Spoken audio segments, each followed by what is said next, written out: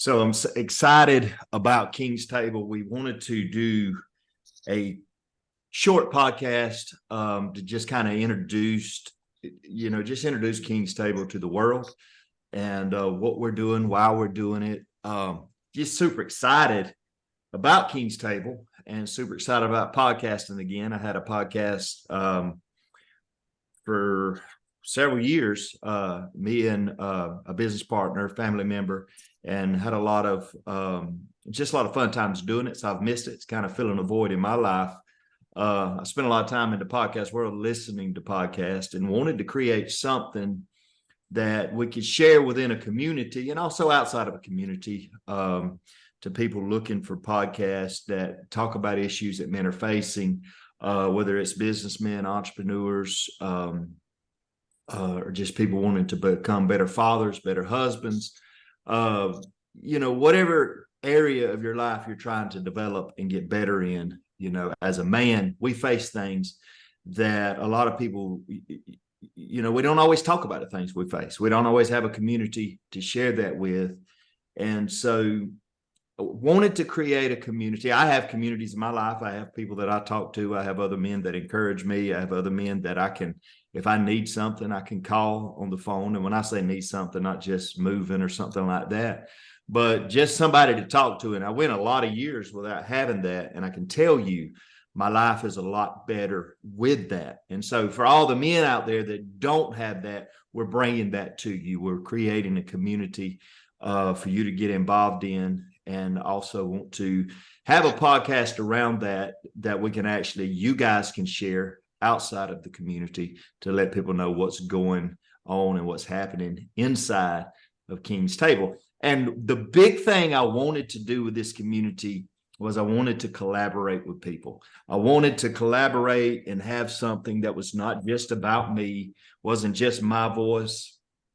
I'm far from an old man, but I am pushing 50. And I wanted to collaborate with younger guys because, these young guys face things I don't face. I've got an 11-year-old son, and I had a talk with him one time about, the things he faced as a kid in school and all.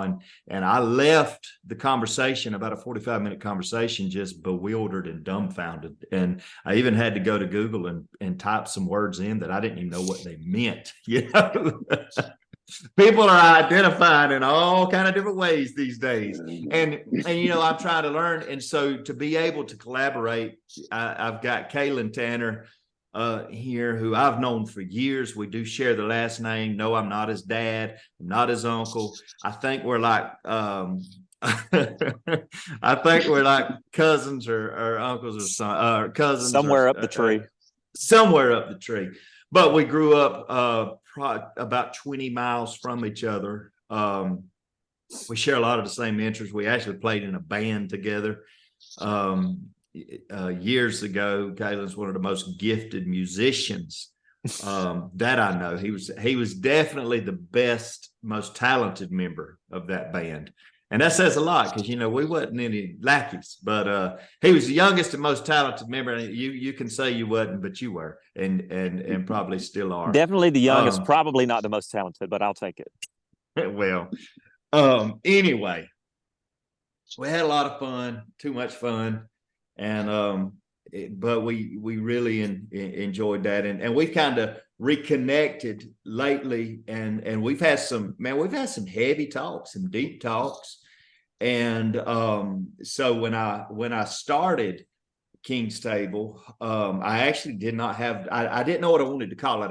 Kahlil and I had talked about it, and I'll introduce Kahlil in just a second, but I wanted to do something that kind of, I wanted to be, I had the phrase kingdom consciousness. I had put that together and said, I want what I do to be all about kingdom consciousness. I want it to be something that we can talk about the issues that men really no one talks about. And whether, men belong to communities like church, like Rotary, like Kiwanis, and all these different communities that they belong in, fantasy football leagues, that's a community, and all those things are very important.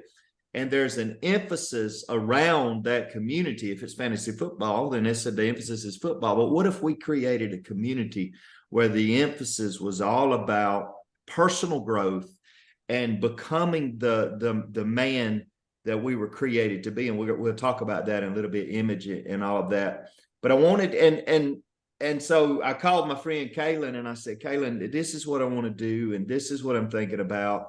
I want it to be kingdom consciousness. I want it to be, I've coached salespeople for years. I want to be able to continue to coach people in sales because I believe everybody's in sales in some form or the other. But I want it to have a biblical worldview, or come from a biblical worldview, or have, I think the words I used to you were kind of a spiritual undertone. But I wanted it to be based around having a kingdom consciousness. And you came up with the name, call it King's Table. And I wrote it down. I said, that's it, man. This is what we're going to call it. And I want you to be involved. I want you to be part of it, and it be a collaborative effort. And so, tell us a little bit, Kalin, about yourself, and just so that people watching kind of get to know you and your background. Yeah, so we do share the last name. Like he said, we're probably cousins somewhere, maybe along the line, maybe one of the branches off the family tree. He's older than I am. I'm better looking. So he's, I think John's in his 40s. I'm 30. I'm 33. I'll actually be 34 this next month. My hometown, I was actually born and raised in Waycross, Georgia. I mean, my family still lives in Blackshear, Georgia. When I graduated college, I had met my wife before then, and we had been dating for about a year and a half. And she is from China Grove, North Carolina. So as soon as I graduated, I packed up. I knew what I wanted to do. I wanted to be closer with her, and I knew my goal was marriage. So literally like 2 days after I graduated, I packed up and said, hey, I love y'all, I'm moving. Which probably was not right, and I'm sure we'll get into that a little bit later. But I moved up here in 2011. I am happily married. I love my wife. We've been married now for 11, going on 12 years. I've got 3 kids, 2 boys and a girl. Been here in the same spot since I moved up here in China Grove. I would say if what I would bring to the King's Table, and we'll go a little bit further into this later, probably John would like to call it area of expertise. I don't really like to claim to be an expert, but maybe area of experience, we could say. I grew up in pastors' homes all of my life, so I've been around and a little bit in ministry my whole life. I went to school. My degrees are in history, cultural studies, world history, and then too also in religious studies, predominantly Eastern religions. And I had recently transitioned out of teaching public education. I taught in public school for about 10 years. 2 years before that, I was in private Christian school that I taught. But I was fortunate. I've been able to teach Bible history for my entire teaching career. I transitioned out of that into life and health insurance. So I'm currently a licensed life insurance agent, working on building an agency for myself. That's where I'm at in my journey, man. And let me speak, kind of just say something about that. I hope you don't mind me sharing this with the listeners and all. But you and I had a conversation. I don't know, man. What's it been, 3 or 4 weeks ago? And on a Saturday, it's just one of these just crazy things. One of those random talks. And you called me. So I was at the soccer field watching my daughter play soccer, and you called, and I said, "Let me call you back." And then left there. My wife wrote me into going to Publix with her, but I sat out in the truck and called you back while she was shopping. And we were talking about business and insurance, because obviously that's my background for the people that know me. And Kalin actually works with one of the companies that I helped start and grow to what it is today. and then recently just, exited that company. But still love to talk about the business and about things. I'm still in the insurance business, I'm a financial advisor by trade. But we were having a conversation about insurance and financial advice and kind of what you wanted to do with your life and the career, how you wanted to the path you wanted to chart. And, I listened mainly and in that conversation and kind of interjected a few things, and which is what I love to do. I love to hear people talk about career, and I love to, if I have advice, to give advice at the time. But I left Publix, and I'm headed home, and I go home, I start my grill up, I'm getting ready to grill some burgers for me and my wife and my kids. And you heavy on my mind, and I thought about this. I said, it's really important for you right now where you are in your life. Like I said, you're a lot younger. I'm 46, by the way. I'm 46 years old. So what's that, 13 years older than you, 30 years older than Kahlil. Pushing AARP age. We're getting there. But I text you the words. I said, you need to have a long path mentality. I think is what I said. Was it that, or what did I say? I said, you need to have a long path mentality. And what I meant by that is you need to not just be thinking about the next week or the month or the year, but you need to be thinking about the next 20 years, 25 years. And even past that, I believe, I'm at an age now where I'm looking at what I'm going to leave for my kids and how I'm going to set them up. The Bible says that a good man leaves an inheritance for his children's children. And I'm looking at that, and I text you that long path. And I didn't come up with that. That's something I heard from someone that I listen to a lot. And the crazy thing about that, and I'll let you finish this story, but when I text that to you, you just text back, bro. And I'm like, oh, here we go. Everybody says bro. He's broing me. What does that mean? And then what did you text back? Hold my drink, John. Hold my drink. Yeah, I had sent back. That's redneckery for those of you who don't understand. That's all right. Subtle undertone.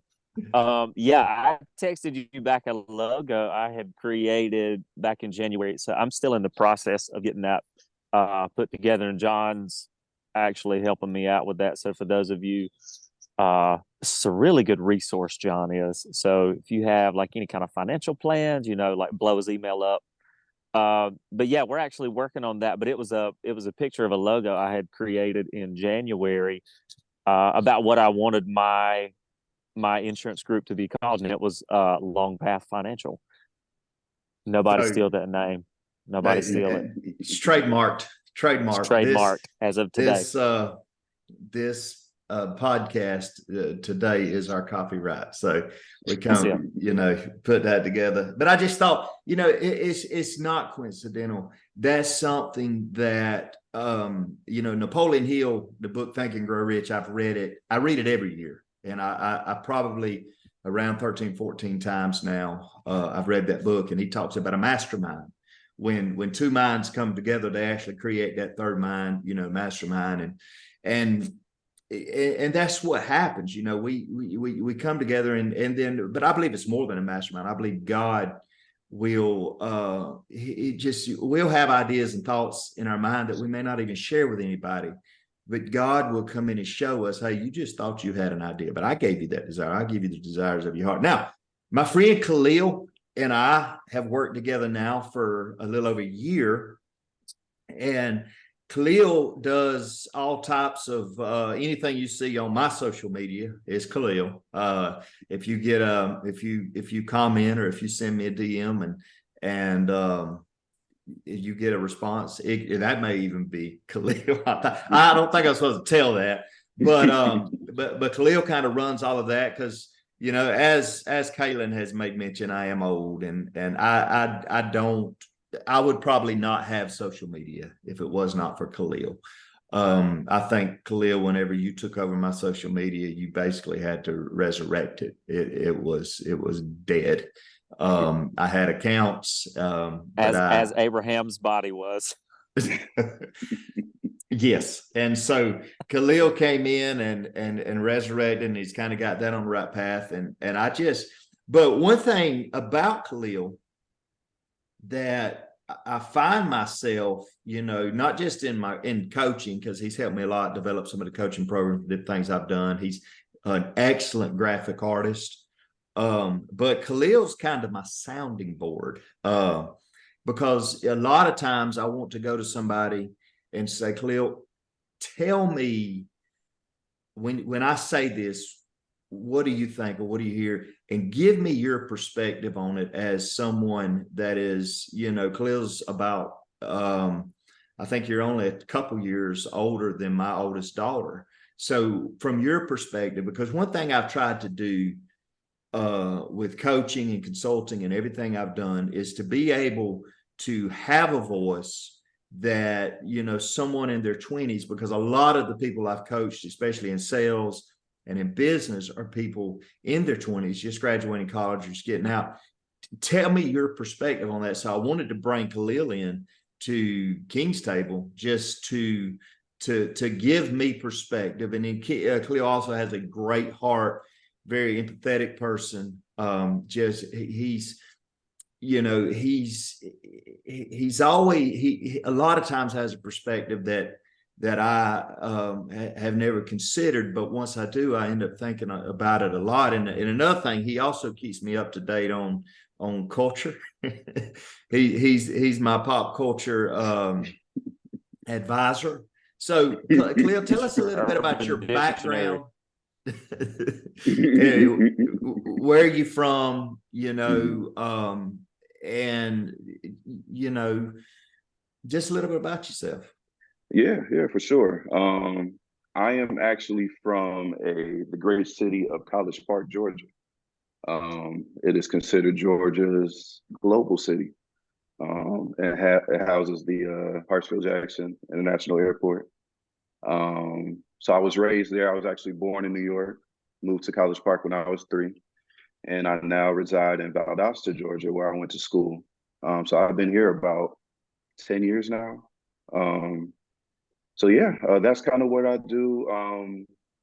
I went to school for art, majored in art, kind of developed an interest in art since I was little. When I got to school, just kind of went along that path. But I think what I realized is that I need to make some money, and art. As most college students do. Yeah. And it wasn't the guarantee that I might have thought it was at 18 years old, trying to make a decision on what I want to do. And a lot of advisors was like, listen, you need to learn how to do graphic design. You need to learn how to kind of get with the, technology and computers and things like that. At the time, I was technologically illiterate, couldn't even turn on a computer, which is, not a common thing of people my age. You know what I mean? We're usually pretty tech savvy, but I wasn't. But I eventually learned, kind of grasped the concept pretty quick. And yeah, that's how I got started in graphics. Ended up leaving school. Wasn't the best student in the world, but ended up making some connections. Kind of worked some odds and ends jobs, but kind of knowing the people who owned the jobs that I worked at, that allowed me to kind of start my entrepreneurial endeavors. Started helping a mentor of mine out with his company, develop his branding and marketing and all that type of stuff. And from there, kind of just been out here making connections and serving the best way I can with, this new skill that I've developed. So I met John actually through a friend of mine who has a church. Was going to his church for a while. Shout out to Stanton Moore if you're watching. His father knew John and connected us to. It's kind of happenstance. I was out of a gig for a while and was like, hey, you need to connect with John. Was talking to John, apparently. He was like, hey, you need to connect with Kahlil. He didn't really even know exactly what I did, but I don't know. It had to be divine intervention there. because he connected us. We met up, and the connection was good, and we got to work. We've been rocking ever since. So, And you said the word connection 3 times back to back, and that's what this is about. That's what King's Table is about, bringing people together and connecting them inside of a community. I was sharing a vision that I had, with Terry, who's a great friend of mine. One of those people in my life that I talk to pretty much 3-4 times a week. I bounce ideas off of each other, encourage each other. Sometimes, speak truth to each other that nobody else has access to speak. And, but I was, I've made a living in the financial services industry ever since I was in my early 20s. Now, a little bit about my background that a lot of people don't know. Kalin and I connected through music because I've always been a musician. I'm a songwriter, I'm a singer, play guitar, and we connected. But for 6 years, I was a senior pastor, of a church. And when I resigned as pastor, I followed that up and spent 8 years actually as a worship leader in a church. And during all of this time, I was working in the marketplace, in the financial services industry. So I have a lot of connections in ministry, and I have a lot of connections in marketplace, and all of these, different streams that I've swam in over the years. But kind of getting back to today, I knew that I knew God was speaking to me about coaching. I didn't know how it was supposed to look. I didn't know what it was about. And I knew that social media was going to play a big part in that. I knew that, podcasts and different things. I've done a lot of that in the past, but I can tell you this, I always had someone that was real involved in social media to kind of, promote and to get the word out and to get awareness out. And so I'm sharing this with Terry, my friend, and I'm saying, this is what I'm feeling. This is what I'm seeing. I want to share some of the lessons I've learned. Is that, and he couldn't remember your name. He said, "There's a guy in our church. I'm gonna have my son Stanton send you his information. I think y'all are supposed to connect. I think he can help you." And I'm almost like, oh, wait, now I was just talking. Wasn't certain, about all this, but that's just how things go. And so anyway, Stanton ended up calling me that day. I called you that day. We met at a coffee shop, and you came, to work part-time, and we're kind of doing some different things now. Now you're working full-time for, FI Advisors, that a company I work with, and so you're working full time there, and then you're still helping me with John Tanner coaching, and now collaborating and being a part of King's Table. But all of that was birthed through me having a conversation of what was in my heart to someone that I'm in community with, someone that I have a relationship with, someone that I share things with, and he's connected to somebody who's connected to somebody. And I now have an extension, someone that has the resources and knowledge to help me actually put this into action, in motion in you. It serves a need for you. That's what community is all about. When the Bible in the book of Ephesians says that every joint supplies, I believe it's a big part of what it's talking about. That doesn't just mean that somebody's going to be able to sing a song for church, or somebody's going to take up an offering, somebody's going to preach, somebody's going to clean the toilets. That's a small part of it. But God's establishing a kingdom in this earth, and he's got the joints that'll come together to supply and to make that happen, because he said he'd build his kingdom. All we have to do is just be obedient, but we've got to realize we can't do it on our own. We've got to have community. We've got to have people to collaborate with. We've got to have people that, when we have, there's a story in the Old Testament And here's the great thing I told Kalin. I said, Kalin, I want you on here because you've taught Bible, you've taught history. And if I mess something up, you straighten it out.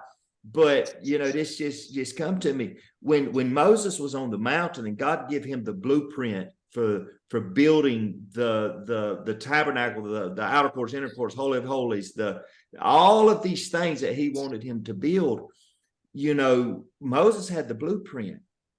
But when he come down from the mountain, he needed people to make it happen. And there was a man in the party named Bezalel, I believe was his name. And he was able to build a lot of the things that God was asking Moses to build. I don't know how to build. I don't know how to do a lot of these things that Kahlil knows how to do. I don't have the knowledge and areas Kalin has together. And we can build a community with hundreds of men throughout the world and across the globe that can connect with each other, and we can help bring forth the desires that God's put in our heart through community.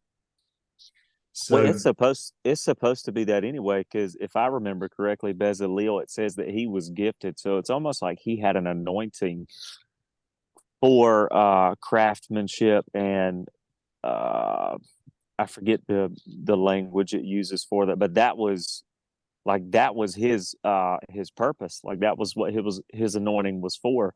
But if it's cool, because if you think about it, if Moses doesn't make the effort as a man to connect with Bezalel, God had already had Bezalel anointed for that. But if Moses as a man, and I'll come back to that, if he doesn't make the effort as a man to connect to him, would the Old Testament have the tabernacle? And so that's the thing. I think a lot of times with community, and I've been guilty of this, all men are, it's like, I don't really want to like go out of my way and talk to people. I don't want to be a nuisance, or I don't want to intrude. I don't want to insert myself into something, like men, we just, or at least I am, I don't know about you guys, I tend to, if I don't really know you that well, I'm not really going out of my way a whole lot, out of my comfort zone to connect with people I don't know. And so I think one of the reasons we do that is because we feel like we don't have common ground to connect on. I know for most people it could be something like, well, I hunt, or I play golf, or I work in business. That's common ground that a lot of men can connect on. There's nothing wrong with that on any level. But for this specific case, if Moses doesn't get out of his comfort zone and almost follow the word of the Lord, like to connect with him, I mean, you could argue, would there be a tabernacle?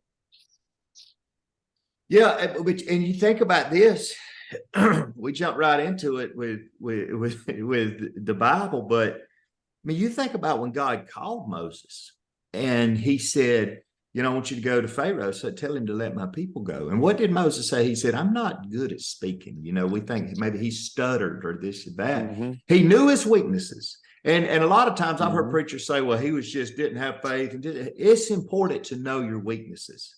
I know my weaknesses. That's why I've got Kahlil. I know that's why I've got people like you, Kalin. I know the areas that I'm weak in. And I learned a long time ago that I don't necessarily need to spend a lot of time trying to figure out how. I need to find who. Instead of how, find who. Because I've got strengths, and I'm going to spend my time taking those things I'm gifted at, I'm anointed at, I'm good at, and I'm going to continue to get better and better in those areas. And the areas I'm weak in, there's somebody that's strong in that area I can connect to. That's what community is all about. And he said, I'm not good at speaking. And what did God say? He said, I'll send someone. Send Aaron. Aaron came. God will send someone. There's someone good and gifted in the areas you're weak at. And at King's table, we can find those, we can connect us. Because you said it the best. I'm not going to always go out of my way to try to connect with someone. Men, this is where women are so much better than us. Women, I heard somebody say this a few weeks ago, and it's so true. He said that women grow old together, men grow old by themselves alone. Because even the older we get, the less we're like that. As kids, we'll go up to other kids on the playground and play, or pull out a car and say, look at my Hot Wheel or whatever. I mean, I watch my kids do that. But I've also, I go to soccer games every Saturday. Right now we're in the middle of soccer season, and I watch all these kids out there playing. And then I watch all these adults sitting apart from each other, only communicating with their little sect, only with their wife, or only, they're yelling at the kids to do good. But it's not really, there's so many barriers between those communities. We've got so many barriers. But what if someone is in a particular area of life, but they know God's called them for something different, but they don't really know how to break into that different because they've never been there. They don't know anybody in that field. They don't know anybody in that area. If we can create a community where you can learn from people, say, hey, I'm blue collar, but I know I want to be white collar, and nothing against blue collar or white collar. I want everything and all types of people here. But maybe your dad was a mechanic, your uncle was a mechanic, but you want to sell insurance like Kalin. That's a jump. That is a leap. And your family may not necessarily understand that leap, may not understand that jump. I'm sure with you, Kalin, you said you were a school teacher. You went from teaching school where there's a lot more stability to actually selling insurance. I can tell you all about that because I've done that my entire life, but that is a jump. I'm sure there were people and voices in your life that did not necessarily understand that.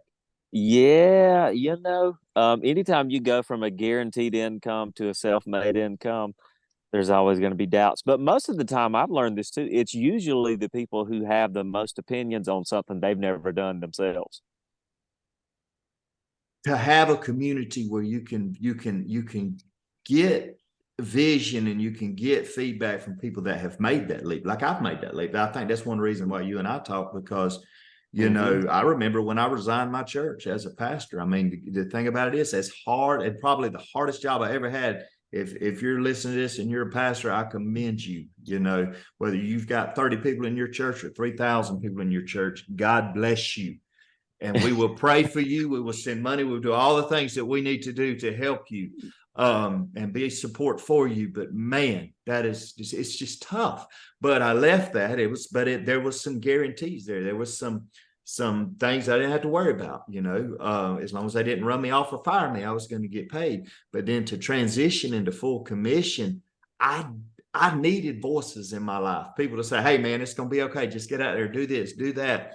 And the thing about our world in insurance, with people like you and a lot of others, that ride home can be a long ride home in the evenings, especially if you hadn't sold anything all day.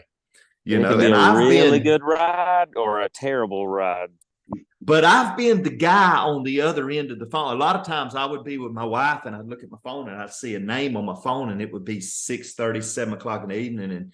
And I would look at it and say, that's the ride home. Let me get that, because I want to be with men on that ride home. And if it was a great ride and you got something to brag about, I want a data boy. You get it. Or, hey man, we start another day tomorrow. It'll get better. Swing and a miss. I saw 40 people, haven't sold anything. Hey, I can top that. I've been 3 weeks without selling anything. So just that camaraderie, to have that in a community with men throughout the world and across the globe, I think it's huge. Now, Kahlil, I think we wrote some questions down that people might have. Yeah. Because I'll talk all day, man. I love this stuff. Yeah, you can tell Todd used to be a pastor. I got my little pastor sweater on today. You just don't have the collar. You need the collar. That's what you're missing.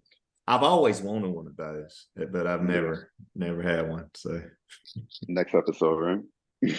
Yeah. So we're thinking so with King's Table,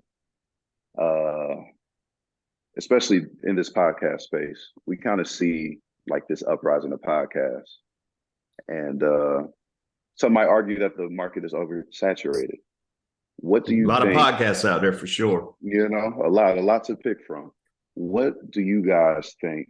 We can hear from each of you. What space does this podcast in particular, and just this platform in general, feel or what void does it fill in today's current world? Kalin, why don't you hit that first? I'm not heading this thing up. So me and John talked about this the other day, and this is, I think this is one angle you can look at it. So for the three of us, like I just know in particular, like Kahlil's on a certain part of his journey, in his life, whether that's financial, spiritual, family, whatever that is. I am as well, and John is as well. So you got three different perspectives on life, whether, again, if that's business, finances, family life, spiritual life. So I do think it kind of, I would say it's probably like most podcasts, you get different perspectives on life. But I think the cool thing about this one is that uh, at King's Table, everybody, like when me and John first talked about the idea for this, like the picture I saw was like when Kings, because I very much got like that Proverbs, almost kind of like King of Solomon type feel. So it's almost like this idea where you would have council of kings. And so kings, uh, in the ancient world and even up to the medieval times, they would come together and hold council is what they would call it. And what they would do is that they would discuss matters going on in the kingdom. How can we grow it? What are some areas that we maybe need to focus attention to? But the main thing was that you had men who were ruling and reigning in their sphere that would come together and strategize. It wasn't always for war, but it was for growth. And so I think with the King's Table, you have space for men of all walks of life. Whether if you're if you're a plumber, if you're an insurance salesman, or if you're a financial advisor like John is, or if you're, multimillionaire, you got a space where multiple different people can come together through the platform in the community and kind of share some things, strategy wise, of how to grow. Like, so maybe if you are a plumber and you want to get into finance world, how do I go from 50,000 a year to a million? How can I do that? I feel like this allows space for those men who have had success, in multiple areas of life, to be able to connect and help each other. So it's not, it's not the best analogy I've got, man, is just because I grew up in church. So it's not one person standing behind a pulpit telling everybody how to do everything, like That's in right. line. It's multiple men saying, "Hey, I've tried this. It didn't really work out for me," or "I did try this and it worked really well. It's where I'm at. So maybe you should try X, Y, Z."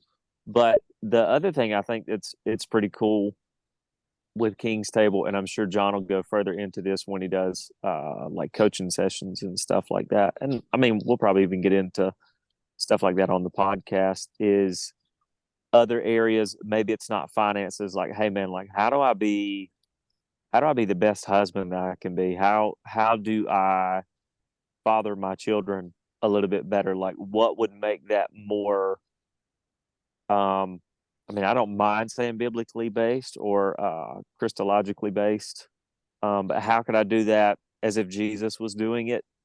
I think most of us on here come from like a Christian background, so kind of fits the narrative. But how do I do that? And then also like things like, how do I go through life in a practical sense? Like, what makes me a king? And I think that's one of the questions we have in a little bit anyway. But like, how am I a king if I'm a plumber? Or how am I a king if I'm an electrician? Or how am I a king if I'm a financial advisor, or a business owner? It's like, well, there are things that you can do to live from that perspective. It's not that, you have a throne and a crown on your head. To me, and we're probably jumping ahead a little bit, so if we are, No, just go stop ahead. me. You're good. No, go Um, ahead. it's not necessarily about us. It's not about an attitude. It's more of an understanding of who you are, first and foremost spiritually, because we are spirit beings having a human. Excuse me, we are spirit beings having a human experience. So it's learning how to live inside out from that point of view. Um, I mean, there's tons of scripture like I could go through that, that validates like you are a king, but it's this idea of you are to rule and reign and dominate in your world. Now, when I say your world, I don't mean like total domination, buddy. Like, let's go take over a foreign country. I wouldn't try Russia right now, folks. I definitely wouldn't try Russia. But it's when I say your world, it's like your life, your sphere of influence. So like your job.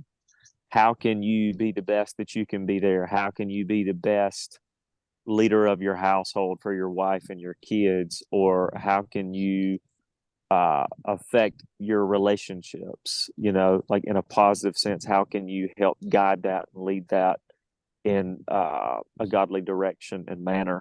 And even if you're not, if you're not a believer and you just want to get better at that, it's like, how can I do that? Well, there's a space, I feel like, on this platform for people to share their success in that. And also to have feedback as well. Because I think with a lot of podcasts, like I love Joe Rogan stuff. So I love like when he brings on guests and they'll talk about tons of stuff, whether if it's like Alex Jones and the aliens or if it's, like Jordan Peterson. I love Jordan Peterson, hearing him talk. I don't know if, and I could be wrong, I don't know if there's like an online thing where they have a lot of people who can like kind of tune in. They probably do. I don't know. But in this platform, you have that ability to do that. You nailed, a lot, because I wanted to hear your perspective, because I know, like you said, you're not heading it up, but that's the beauty of this thing. Even though this is something that I've, I kind of had the idea for, it's not about me. It's about community. And that's why I really wanted to make sure this was, everything's a collaboration. Probably all of the coaching I'm going to do and everything, I may spearhead it and be out front, but I want feedback and I want collaboration. And I want people to be able to respond. Kahlil, I think the question was in a saturated space.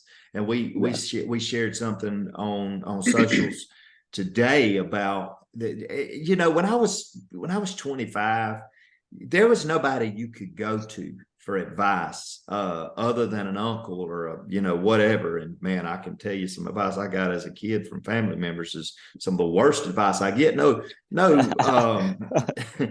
and I don't mean anything bad by that, but I can tell you this: our alignments are connected to our assignments. And it's very important when you consider the people that you that you align yourself with and that you allow to be a voice in your life, because your choices will be influenced by your voices, the voices that you allow to speak into your life. And I've had some good voices and I've had some bad voices, and I've made mistakes that have cost me or took me years to recover from, all because I had the wrong alignments in my life, and all because I listened to the wrong voices that caused me to make the wrong choices. And in a saturated space where there's life coaches and business coaches and success coaches and mindset coaches, and there's a podcast here and a podcast on this, I believe there are a lot of echoes, but not necessarily a lot of voices. And I want to create something unique, something that is truly a voice, not just an echo, not what this person's doing and that person's doing. And it took me a little while to think of the ways that we would do that. And I'm not saying, no, there's nothing new under the sun. I'm sure there's dozens of people doing what we're doing and probably doing it 10 times better. But at the same time, to create something unique, something different, something for men. Because see, here's the thing about men: we live in this tension with all of this pressure, and like Kalin said, whether you're, and I don't know why we're picking on plumbers today, but maybe, we need them. We need them for sure. Absolutely. But Absolutely. Maybe you are a single, a solopreneur. You have a plumbing company. You have one truck, maybe one apprentice, one helper. And what if you could connect on a platform with somebody on the same journey as you Yet they've done it 10, 15 years longer, and they've got a fleet of trucks. And they've went from 50, 60, $80,000 a year to 10, $20 million a year in the plumbing industry. One of the most successful people that I ever heard from, ever actually learned from, was a guy who owned a chain of heating and air companies. And then he started a chain of garage door companies. This man was just a magnate. He was just a very, very wealthy man, all in the blue collar industry and blue collar space. And so to be able to connect to that and to get that vision, everything I've done in life is because I borrowed little nuggets from people, and I figured out how they fit, you know, and how those little nuggets and all those little visions and all that advice kind of fit into what God was uniquely designing and calling me. And then for the other question that you kind of jumped into, why kings? Why king's table? You know, I'm not a king. I'm a, you know, I cut hair for a living, or I teach school for a living. The Bible says that when God created Adam, when God created man, he said, let us create man in our image, in our likeness. Let's make man like us. Okay.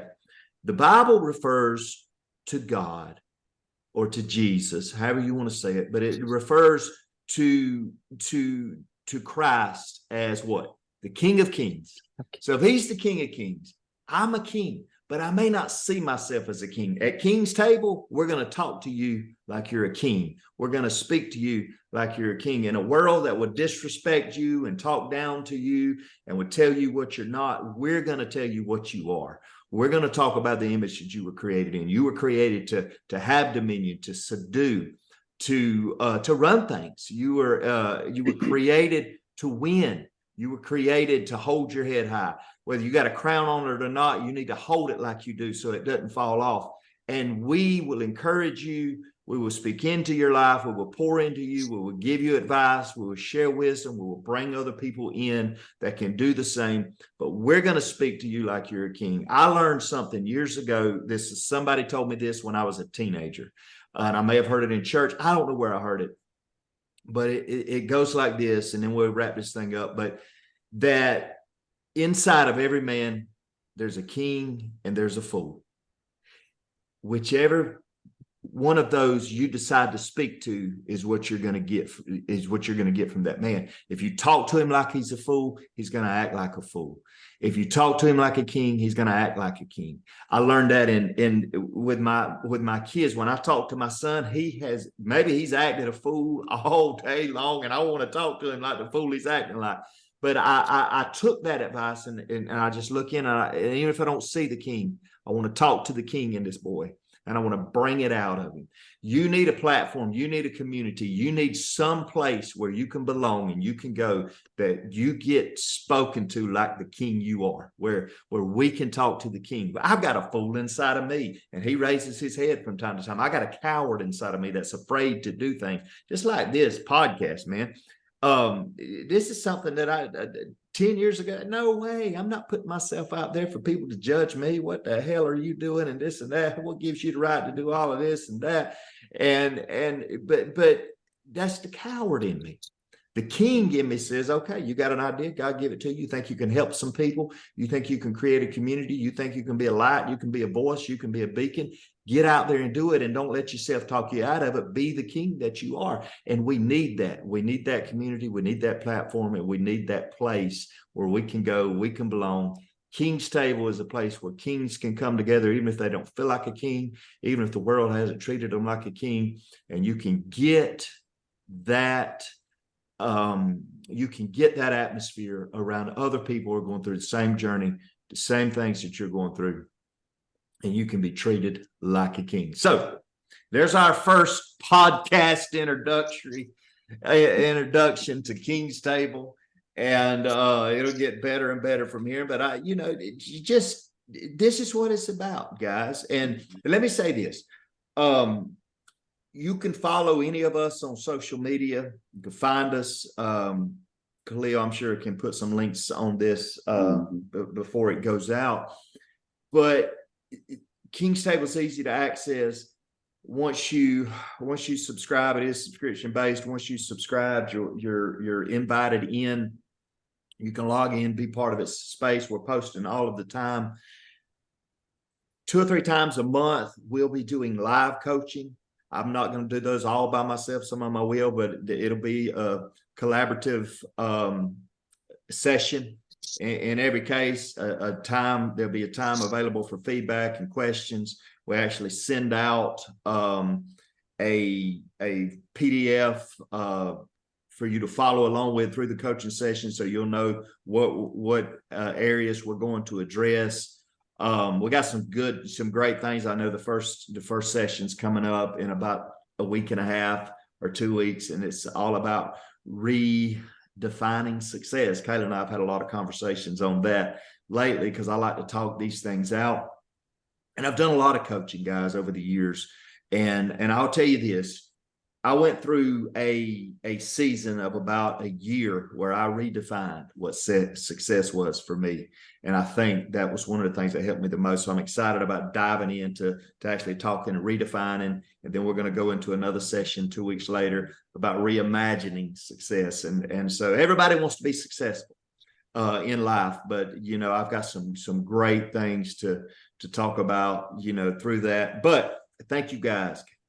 Kalin, thank you, buddy. Thank you for coming on. Really enjoyed it. I can't wait to do a lot more of these. Kahlil, thank you.